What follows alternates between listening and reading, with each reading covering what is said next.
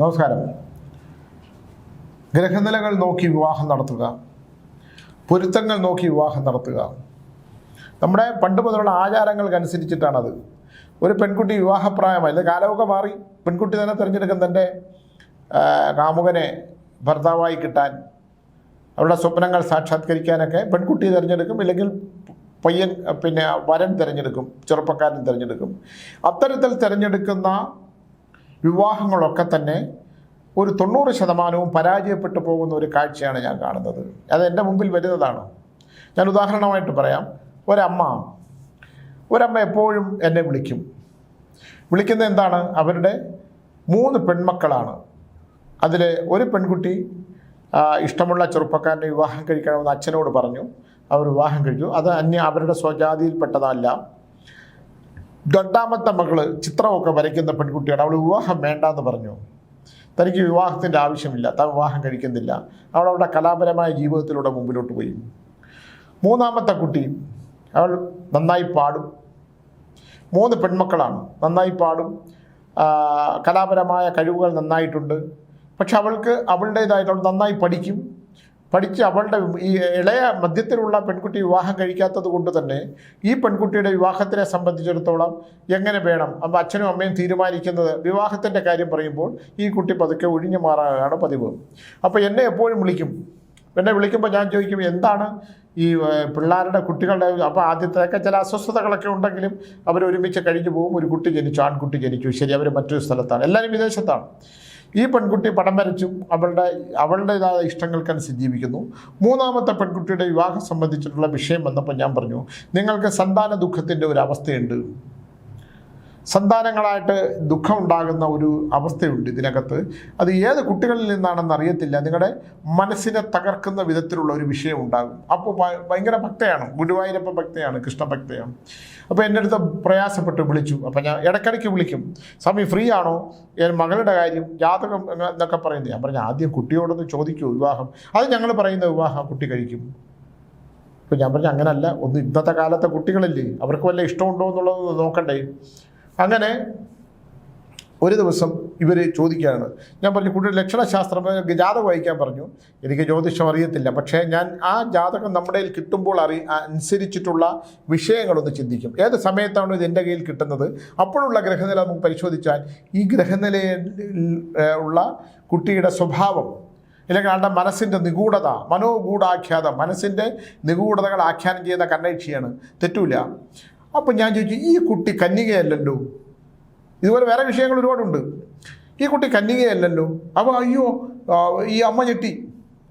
അപ്പോൾ എൻ്റെ വൈകുന്നേരം വന്നപ്പോൾ അച്ഛൻ എന്നെ വിളിച്ചിട്ട് പറഞ്ഞു, അദ്ദേഹത്തിന് വലിയ വിശ്വാസമൊന്നുമില്ല. അദ്ദേഹം പറഞ്ഞു, പിന്നെ അങ്ങനെയൊന്നുമില്ല, ഇതിപ്പോൾ ഇപ്പോഴത്തെ ഇതൊന്നും അങ്ങനെ നോക്കിയല്ലോ ചെയ്യണം. പക്ഷേ എൻ്റെ കുട്ടികളെ സംബന്ധിച്ചിടത്തോളം സ്വാമി അതൊന്നുകൂടെ ഒന്ന് പരിശോധിക്കണം. ഞാൻ ഒന്നും പരിശോധിക്കാനില്ല. നിങ്ങൾ എനിക്ക് അയച്ച ജാതകത്തിലെ പെൺകുട്ടി കന്യകയല്ല, അതെനിക്ക് 100% ഉറപ്പാണ്. എൻ്റെ കണ്ണേക്ഷിയാണ്, എനിക്ക് തെറ്റില്ല എന്ന് പറഞ്ഞു. അപ്പോൾ ഇദ്ദേഹം ഈ വിശ്വാസമില്ലാത്തെങ്കിൽ പോലും തൻ്റെ പെൺകുട്ടികൾ ഇഷ്ടംപോലെ സ്വത്തുണ്ടാക്കി, ഇഷ്ടംപോലെ സ്വത്തുകൾ മേടിച്ചു. ഇദ്ദേഹം ചെറുതായിട്ട് മദ്യപിക്കും. അപ്പോൾ മദ്യപിച്ചിട്ട് രാത്രി ഞാൻ സ്വാമിയെ വിളിക്കാം എന്ന് പറഞ്ഞ് മദ്യപിച്ചിട്ട് വിദേശത്താണ്, രാത്രി എന്നെ വിളിച്ചു. സ്വാമി സംസാരിക്കാമോ? ഞാൻ പറഞ്ഞോളൂ സ്വാമി, യഥാർത്ഥത്തിൽ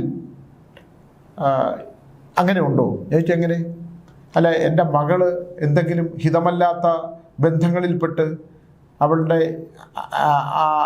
കന്യകത്വം നശിച്ചു പോയിട്ടുണ്ടോ എന്നുള്ള അർത്ഥത്തിലുള്ള ചോദ്യങ്ങളിലേക്ക് വരുമ്പോൾ ഞാൻ പറഞ്ഞു, താങ്കളൊരു പിതാവിൻ്റെ അവസ്ഥ എനിക്ക് മനസ്സിലായി. നിങ്ങൾ എന്നെയല്ല വിളിക്കേണ്ടത്. ഒരു ജ്യോതിഷ സംബന്ധമായിട്ടുള്ള, വിവാഹ സംബന്ധമായിട്ടുള്ള കാര്യങ്ങൾ വരുമ്പോൾ ആ പെൺകുട്ടിയോട് തന്നെ ചോദിക്കൂ. അത് എന്നിട്ട് വേണം സ്വാമിയും ജ്യോതിഷ പണ്ഡിതന്മാരെയൊക്കെ വിളിക്കാൻ എന്ന് അദ്ദേഹത്തിനോട് ഉപദേശിച്ചു. എന്നാലും അദ്ദേഹത്തിൻ്റെ മനസ്സ് അസ്വസ്ഥമായി. പുള്ളിക്ക് അദ്ദേഹത്തിന് എന്തോ എന്നോട് ചോദിക്കാനുണ്ട്. ഇവിടെ ഇരുന്ന് കരയുന്നു, വിദേശ രാജ്യമാണ്. അപ്പോൾ ഞാൻ കരയേണ്ട ആവശ്യമൊന്നുമില്ല. നിങ്ങൾ ആ കുട്ടിയോട് തന്നെ തുറന്ന് സ്വതന്ത്രമായി, അല്ല അവളൊന്നും അധികം സംസാരിക്കുന്ന കുട്ടിയല്ല.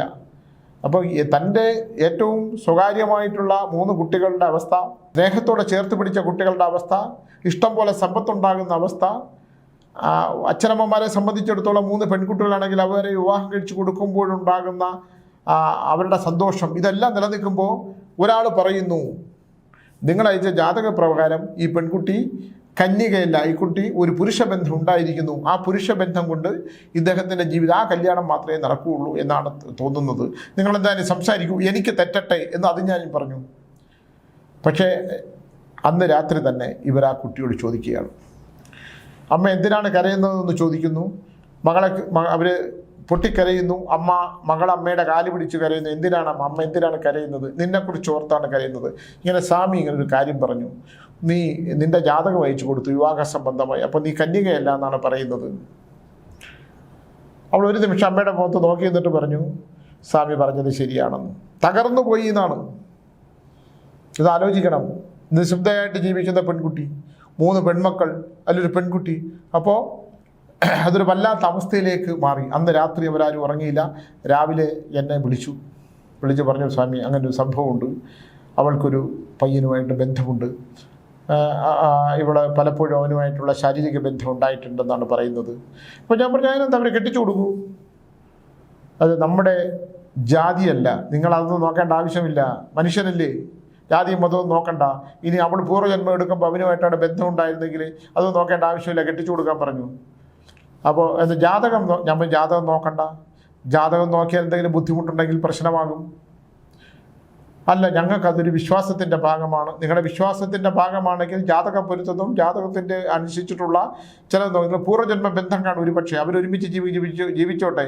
ഞാൻ എന്തെങ്കിലും പറഞ്ഞാൽ അത് അവരുടെ ജീവിതത്തിലൊന്ന് മാറി നിൽക്കുന്ന ഒരു അവസ്ഥയാവും. അതുകൊണ്ട് അത് വേണ്ട, നിങ്ങൾ ജാതകം നോക്കണ്ട, നിങ്ങൾ കെട്ടിച്ചു കൊടുക്കൂ, അവരെ കെട്ടിച്ചു കൊടുക്കൂ എന്ന് പറഞ്ഞു. ഞാൻ ഹിന്ദുക്കൾ തന്നെ രണ്ടുപേരും. പക്ഷേ ഇവർ ജാതകം അയച്ചു, പയ്യൻ്റെ ജാതകം അയച്ചു. സത്യം പറഞ്ഞാൽ ജാതകം ഇങ്ങനെ അടുത്ത് വയ്ക്കാൻ പറ്റില്ല, കത്തിപ്പോവും. ആ പൂർവ്വജന്മത്തിൽ ഈ കുട്ടിക്ക് വേറൊരു ഭർത്താവും ഇയാൾക്ക് വേറെ ഭാര്യ ഉണ്ടായിരുന്നു. ഇവർ തമ്മിൽ തീഷ്ണമായി ഇഷ്ടപ്പെടുകയും ഇഷ്ടപ്പെട്ടതിന് ശേഷം ഒരുമിച്ച് ജീവിക്കാൻ പറ്റാതെ വിഷം കുടിച്ച് മരിക്കുകയും ചെയ്തു. ആര് മരിച്ചു? ഈ പയ്യൻ വന്നിട്ട് വിഷം കുടിച്ചതായിട്ട് അഭിനയിക്കുകയും വിഷം ഇവർക്ക് കൊടുക്കുകയും ചെയ്തു. ഈ കുട്ടി മരിച്ചു, ഈ വരൻ ജീവിച്ചു. ഈ കുട്ടിയുടെ മരണശേഷം ആ വരൻ വളരെ കാലം അവൻ്റെ ഇഷ്ടത്തിനൊക്കെ ജീവിക്കുകയും ഒരു ഘട്ടം കഴിയുമ്പോൾ അതിന് അപകടമുണ്ടാകും. അപ്പോൾ ഞാൻ ഈ കുട്ടിയുടെ കാലിന്, ഈ പയ്യൻ്റെ കാലിനൊരു ചെറിയ വളവുണ്ടോ, അല്ലെങ്കിൽ വിരലിന് എന്തെങ്കിലും കുഴപ്പമുണ്ടോ?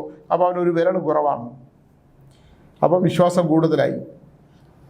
അവസാന കാലം ദുരിതപ്പെട്ട് മരിച്ച അയാൾ ഈ വിഷം കൊടുത്ത് കൊന്ന കാമുകിയെ ഭാര്യയെ സങ്കല്പിച്ച് മരിക്കുകയും പിന്നെ ഒരു ജന്മമെടുക്കുമ്പോൾ, ഇത് വിശ്വസിക്കണമെന്നില്ല എല്ലാവരും, ജന്മമെടുക്കുമ്പോൾ ഞാൻ കുറച്ച് എഴുതുന്ന ആളായതുകൊണ്ട് അതിനെ നിങ്ങൾക്ക് കേൾക്കുമ്പോൾ ഇഷ്ടമാവുന്ന രീതിയിൽ സംസാരിക്കണമെന്നേ ഉള്ളൂ, ഇവിടെ കല്യാണം കഴിക്കുകയും ചെയ്തു. കാരണം ജീവിതത്തിൻ്റെ അവസാന കാലം ദുരിതപ്പെട്ട് കിടന്നപ്പോൾ താൻ ചെയ്തു പോയ കർമ്മങ്ങൾ, ആ കർമ്മത്തിൽ അവളോട് ഞാനിത് ചെയ്തല്ലോ, അവളുണ്ടായിരുന്നെങ്കിൽ എന്നെ നോക്കിയിരുന്നല്ലേ, അല്ലാതെ എൻ്റെ സമ്പത്തും എൻ്റെ സൗന്ദര്യം നോക്കി വന്ന പെണ്ണുങ്ങളെല്ലാം എന്നെ ഉപേക്ഷിച്ച് പോയല്ലോ, അവളുണ്ടായിരുന്നെങ്കിൽ അവളെന്നെ തീഷ്ണമായി പ്രണയിച്ചിരുന്നില്ല, അവളെയല്ലേ ഞാൻ വിഷം കൊടുത്തത് എന്ന് ഈ പയ്യൻ വിചാരിച്ചത് കൊണ്ടാവാം ഈ പയ്യൻ വിവാഹം വീണ്ടും. ഞാനെപ്പോഴും പൂർവ്വജന്മം നോക്കും. എൻ്റെ ഒരുപാട് കല്യാണാലോചനകൾ, ഗ്രഹനിലകൾ എന്നാൽ പൂർവ്വജന്മം നോക്കി നട്ടരുത്, ഇങ്ങനെ പ്രശ്നം വരും, ഇവൻ്റെ പേര് ഇന്നതാണ്, ഇവൻ്റെ രൂപം എങ്ങനെയാണെന്ന് പറയാം. അതെന്നെ കേൾക്കുന്ന എന്നെ അറിയാവുന്ന ഒരുപാട് പേർക്കറിയാം. എന്തായാലും ആ പെൺകുട്ടി പറഞ്ഞൊരു കാര്യമുണ്ട്, എനിക്ക് മറ്റൊരു പുരുഷൻ വേണ്ട. സ്വാമി പറഞ്ഞ തെറ്റാണെങ്കിലും ശരിയാണെങ്കിലും ഞാൻ എൻ്റെ ശരീരം അവന് സമർപ്പിച്ചു പോയി. മറ്റൊരു പുരുഷൻ്റെ മുമ്പിൽ പോയി എനിക്ക് നിൽക്കാൻ പറ്റാത്തതുകൊണ്ട് എനിക്ക് അവനെ തന്നെ മതി. നമ്മൾ എന്ത് ചെയ്യാൻ പറ്റും? അപ്പം ഞാൻ ഈ അച്ഛൻ എന്നെ വിളിച്ചു, സ്വാമി ഞാൻ വല്ലതും കഴിച്ച് ചത്താൽ മതിയോ, ഇവർക്ക് രക്ഷപ്പെടാൻ പറ്റുമോ? എനിക്കിത് സഹിക്കാൻ പറ്റുന്നില്ല. ആദ്യത്തെ കല്യാണം പോലും ഉത്തമത്തിലെന്ന് പറയാൻ പറ്റൂല, രണ്ടാമത്തോട് വിവാഹം വേണ്ടാന്ന് പറയുന്നു. ഈ പെൺകുട്ടി ഇങ്ങനെയാണ്. അപ്പോൾ ഞാൻ പറഞ്ഞു, ഇതിനകത്ത് ആകെയുള്ള ഒരു കാര്യം, ഈ വിവാഹത്തിൽ, കാരണം ഇദ്ദേഹം അംഗവൈകല്യം വന്നിട്ടുണ്ട് ജീവിതത്തിൻ്റെ അവസാനം, ഇത് പ്രസവിച്ചു കഴിഞ്ഞ് ഇവർക്കൊരു കുട്ടി ഉണ്ടാകുമ്പോൾ ആ കുട്ടിക്ക് ശാരീരികമായ എന്തെങ്കിലും ബുദ്ധിമുട്ടുണ്ടെങ്കിൽ, എന്തെങ്കിലും വൈകല്യം വന്നാൽ അത് നിങ്ങൾ ഈ ജന്മം മുഴുവൻ താങ്ങേണ്ടി വരും. ഇതേ ഉള്ളൂ എൻ്റെ പ്രശ്നം. അല്ലാതെ അവർ പ്രണയിക്കുന്നവർ തമ്മിൽ ഒരു നിമിഷം ജീവിച്ചാലും, ഒരു യുഗം ജീവിച്ചാലും, ഒരു നൂറ്റാണ്ട് മുഴുവൻ ജീവിച്ചാലും ഒക്കെ ആ ജീവിക്കുന്നുണ്ടല്ലോ. ഇപ്പോൾ 10 പൊരുത്തമുള്ള കല്യാണം അടിച്ചു പിരിഞ്ഞ് കോടതി വരുന്നുണ്ട്. 10 പൊരുത്തം ഉത്തമം എന്ന് പറയുന്നത് തന്നെ കല്യാണ മണ്ഡപത്തിൽ വെച്ച് വേണ്ടാന്ന് പറയുന്നുണ്ട്, കല്യാണ മണ്ഡപത്തിൽ പെണ്ണിറങ്ങി പോകുന്നുണ്ട്. ഇതൊക്കെ ഉണ്ട്. ഇതെല്ലാം പൊരുത്തം നോക്കിയാണല്ലോ ഹൈന്ദവ സംസ്കാരത്തിൽ ഇപ്പോൾ എല്ലാ ആൾക്കാരും നോക്കുന്നുണ്ട്. നമ്മളത് ചിന്തിക്കേണ്ട ആവശ്യമില്ല. നിങ്ങളെന്തായാലും ഈ വിവാഹം ചെയ്ത് കൊടുക്കൂ എന്ന് പറഞ്ഞു. എന്തായാലും എന്നെ വിളിച്ചു കല്യാണത്തിന്. ഞാൻ വരില്ല, കാരണം കല്യാണത്തിനൊന്നും പോകാറില്ല. ഒരു കല്യാണത്തിനും പൊതുസമൂഹത്തിനൊന്നും ഇപ്പോൾ പ്രത്യക്ഷപ്പെടാറില്ല. എവിടെയെങ്കിലും വേറൊരു വഴിയുണ്ട്, അതുവഴി പോകുന്ന ആളാണല്ലോ ഞാൻ. കല്യാണം ഗംഭീരമായി നടത്തി. കല്യാണം കഴിഞ്ഞ ആശ്വാസമായി. ഓരോ മാസം കഴിയുമ്പോഴും ഈ അമ്മ എന്നെ വിളിക്കും. സ്വാമി, അവർ സന്തോഷമായിട്ടിരിക്കുന്നു, അവർ വളരെ സന്തോഷമായിട്ടിരിക്കുകയാണ്, ഒരു കുഴപ്പമില്ല. ഞാൻ പറഞ്ഞു അങ്ങനെ തന്നെ ഇരിക്കട്ടെ. ഞാൻ അതിനകത്ത് സ്വാമിക്ക് എന്തെങ്കിലും തോന്നുന്നുണ്ടോ? ഞാൻ ഇതെന്തൊരു ചോദ്യമാണ്, നിങ്ങൾ ആ പെൺകുട്ടിയെ കല്യാണം കഴിച്ചു കൊടുത്തു, അല്ല സ്വാമി പൊരുത്തമില്ല എന്ന് പറഞ്ഞു. പൊരുത്തമില്ല എന്ന് പറഞ്ഞ് എൻ്റെ തെറ്റാകുമല്ലോ എന്ന് വിചാരിച്ച് അവർ സന്തോഷമായിട്ട് കഴിയണമെങ്കിൽ അങ്ങനെ സന്തോഷമായിട്ട് കഴിഞ്ഞോട്ടെ. എന്നാൽ ഇവർക്ക് സംഘർഷമാണ്. അപ്പോൾ ഈ കല്യാണത്തിന് ശേഷം ഈ അച്ഛൻ ഒരു ദിവസം എന്നെ വിളിച്ചു. സ്വാമിയുടെ അടുത്ത് ആരെങ്കിലും ഉണ്ടോ? ഞാൻ പറഞ്ഞു ഇല്ല. പറഞ്ഞോളൂ സ്വാമി. ഞാൻ യാദൃശ്ചികമായി ഇവരുടെ വെച്ച് എൻ്റെ ഇളയ ഭർത്താവിൻ്റെ മോളുടെ ഭർത്താവിനെ മറ്റൊരു പെൺകുട്ടിയോടൊപ്പം കണ്ടു. അവരുടെ കൂടെ ഒരു കൊച്ചും ഉണ്ടായിരുന്നു. പെട്ടെന്ന് സ്വാമി പറഞ്ഞത് ഓർത്തു. അവനെന്നെ കണ്ടില്ല. ഞാൻ അവിടുന്ന് അപ്പോൾ തന്നെ എനിക്ക് അവിടെ നിൽക്കേണ്ട ആവശ്യമുണ്ട്. അത് റെസ്റ്റോറൻ്റാണ്, വിദേശ രാജ്യമല്ലേ. അവൻ്റെ കൂടെ ഒരു പെൺകുട്ടിയും ചെറിയ കുഞ്ഞിനെയും കണ്ടു എന്ന് ഇദ്ദേഹം എന്നെ വിളിച്ചു. ഞാൻ പറഞ്ഞു, നിങ്ങൾ ദൈവത്തെ ഓർത്ത് ഇത് അവളോട് പറയരുത്. നിങ്ങളത് ആദ്യം ചിലപ്പോൾ അത് എന്ത് കാരണം അവിടെ നമുക്ക് പല തരത്തിലും ഉണ്ടാവില്ല ഇത്തരത്തിലുള്ള സിറ്റുവേഷൻ. നിങ്ങളൊന്ന് അന്വേഷിക്കൂ. അത് അവൾ അറിയുകയും ചെയ്യരുത്, നിങ്ങളിത് പുറത്ത് പറയുകയും ചെയ്യരുത്. നിങ്ങൾ ഭാര്യയോട് പോലും ഇത് ദൈവത്തെ ഓർത്ത്, ഭാര്യ എനിക്കറിയാം, എപ്പോഴും വിളിച്ച് ഭയങ്കര സെൻസിറ്റീവായിട്ടുള്ള ലേഡിയാണ്, നിങ്ങൾ പറയരുത് എന്ന് പറഞ്ഞു. എന്തായാലും കുറേ ദിവസത്തേക്ക് അതിനെക്കുറിച്ചൊരു അനക്കവുമില്ല. ഇദ്ദേഹം പിന്നീട് എന്നോട് പറഞ്ഞത്, ഞാനതെൻ്റെ മനസ്സിൽ നിന്ന് കളയാൻ ശ്രമിച്ചു, ഞാനതിനെക്കുറിച്ച് അന്വേഷിച്ചില്ല സ്വാമി, ശരി, ഞാനതങ്ങ് വിട്ടു. ഞാനിതിൻ്റെ അവസാനം പറയാം. എൻ്റെ അവസാനം എന്ന് പറഞ്ഞാൽ, യഥാർത്ഥത്തിൽ ഈ കല്യാണം കഴിച്ച ഈ ചെറുപ്പക്കാരന് അയാളുടെ സുഹൃത്ത് ഒരു അപകടത്തിൽ മരിച്ചപ്പോൾ ആ സുഹൃത്തിൻ്റെ ഭാര്യയും കുട്ടിയും ഇയാളുടെ സംരക്ഷണയിലാണ്. വേറെ ബന്ധങ്ങളൊന്നുമില്ല എന്ന് പറയണ്ടെങ്കിലും ഒരു ഭാര്യ നിലവിലുള്ളപ്പോൾ ആ പെൺകുട്ടിയെയും കൊണ്ട് കൊച്ചിനെയും കൊണ്ട് റെസ്റ്റോറൻറ്റിലേക്ക് വന്ന് ഭക്ഷണം കഴിക്കാൻ ഉള്ള അടുപ്പമുണ്ടായല്ലോ. അത് ലോകത്തെ ഒരു ഭാര്യയെ സംബന്ധിച്ചിടത്തോളം വലിയ ബുദ്ധിമുട്ടുണ്ടാക്കുന്ന കാര്യമാണ്. ഞാനിത് അനുഭവിച്ചിട്ടുള്ള ഒരാളെന്നുള്ളതല്ല ആയതുകൊണ്ട് നമ്മൾ എഴുതുമ്പോഴത്തേക്ക് ഒരുപാട് സ്ത്രീകളും പെൺകുട്ടികളും ഒക്കെ വിളിക്കും. പക്ഷേ ഒരു പരിധി ഒരു വരയിട്ടില്ലെങ്കിൽ ഉണ്ടാകാവുന്ന വലിയ വിപത്തുകളുണ്ട്. അതൊന്നും പറഞ്ഞ ആരെയും ഈ ബന്ധം എന്ന് പറയുന്ന ശരീരം മാത്രമല്ലല്ലോ, അടുപ്പങ്ങളുണ്ടാകുന്നതൊക്കെ വലിയ ബുദ്ധിമുട്ടുണ്ടാക്കുന്ന അവസ്ഥയാണ്. എന്തായാലും ഞാൻ ഏറ്റവും അവസാനം പറഞ്ഞ ഒരു വാക്കാണ്. ഇത് ലോകത്തോട് എനിക്ക് പറയാനുള്ളത്, നമ്മളെപ്പോഴും വിവാഹം നടത്തുമ്പോഴുണ്ടാകുന്ന കാര്യങ്ങളും പ്രണയബന്ധത്തെക്കുറിച്ചിട്ടുള്ളത് ശക്തികളും ഒക്കെ കുറിച്ചൊക്കെ പറയുന്നത് കൊണ്ടാണ് ഞാൻ ഇത്തരം വാർത്തകൾ ഇതൊക്കെ റിയൽ ഈ ലോകത്ത് സംഭവിച്ചുകൊണ്ടിരിക്കുന്നത്. എൻ്റെ മുമ്പിൽ വരുന്നതാണിത്. ഈ പയ്യൻ അഗാധമായുള്ളൊരു സ്നേഹം പ്രകടിപ്പിക്കും ഈ പെണ്ണിനോട്, ഒരു കുഴപ്പമില്ല. പക്ഷെ അവൻ്റെ മനസ്സ് മുഴുവൻ ഇവൻ്റെ അപകടത്തിൽ മരിച്ച സുഹൃത്തിൻ്റെയും മകൻ്റെയും കൂടെയാണ്. ഈ കുട്ടികളുണ്ടാകാൻ അവന് ഇഷ്ടമല്ല. ഈ കുട്ടിക്ക് സന്താനങ്ങളെ ഇഷ്ടമല്ല, സന്താനങ്ങൾ വേണ്ട എന്നാണ് ഇവൻ പറയുന്നത്. കാരണം അവൻ ആ കുട്ടിക്ക് സ്നേഹമെല്ലാം കൊടുത്തുപോയി. ആ ഭാര്യയ്ക്ക് സ്നേഹം കൊടുത്തിട്ടുണ്ടോ ഇല്ലെന്നുള്ളത് നമ്മൾ അറിയത്തില്ല. ഒടുവിൽ സന്താനങ്ങൾ ഇല്ലാത്ത ഒറ്റ കാരണങ്ങൾ കൊണ്ട് ആ പെൺകുട്ടി അവനിൽ നിന്ന് കോടതിയിൽ സന്താനങ്ങൾ എനിക്ക് കുട്ടികൾ വേണം, എനിക്ക് 4 കുട്ടികളെങ്കിലും വേണം, എനിക്ക് കുട്ടികളെ തരാൻ ഇവൻ തയ്യാറില്ല. അതുകൊണ്ട് കുട്ടികളെ സൃഷ്ടിക്കാതെ എനിക്ക് എൻ്റെ വംശം നിലനിൽക്കണം എന്നുള്ളതുകൊണ്ട് ഇവനോട് ജീവിക്കാൻ വയ്യ എന്ന് പറഞ്ഞ് വിവാഹമോചനത്തിന് കൊടുത്തിട്ടുണ്ടെന്നാണ് ഞാൻ അവസാനം പറഞ്ഞത്. ഞാൻ ഇതിൽ നിന്ന് പറയുന്ന ഒരു ഗുണപാഠം എന്ന് പറഞ്ഞാൽ, നിങ്ങളെപ്പോഴും പ്രണയമുണ്ടാകുന്നത് ശൈശവബാല്യ കൗമാര യൗവനം വാർദ്ധക്യം മരണം, ഞാൻ എപ്പോഴും പറയും. അതിൽ കൗമാരാവസ്ഥയിലും യൗവനാവസ്ഥയിലും ഒക്കെ ഉണ്ടാകുന്ന സ്വപ്നങ്ങൾക്കനുസരിച്ച് അവളുടെ പൂർവ്വജന്മമായിട്ടുള്ള ശത്രുക്കളാണ് അവരുടെ ആകർഷണം തോന്നുന്നുണ്ടെങ്കിൽ ആ ആകർഷണത്തിൻ്റെ വലയിൽപ്പെടുമ്പോൾ ജീവിതം നഷ്ടപ്പെടും എന്ന് പുതിയ തലമുറയ്ക്ക് ഒരു ഉപദേശം. ഇത് എങ്ങനെ നമ്മൾ സ്വീകരിക്കുമെന്ന് എൻ്റെ പ്രേക്ഷകർ എങ്ങനെ സ്വീകരിക്കുമെന്ന് എനിക്കറിയില്ല. ഒന്ന് ചിന്തിക്കുന്നത് നല്ലതാണ് എന്ന് പറഞ്ഞുകൊണ്ട് നിർത്തുന്നു. നമസ്കാരം.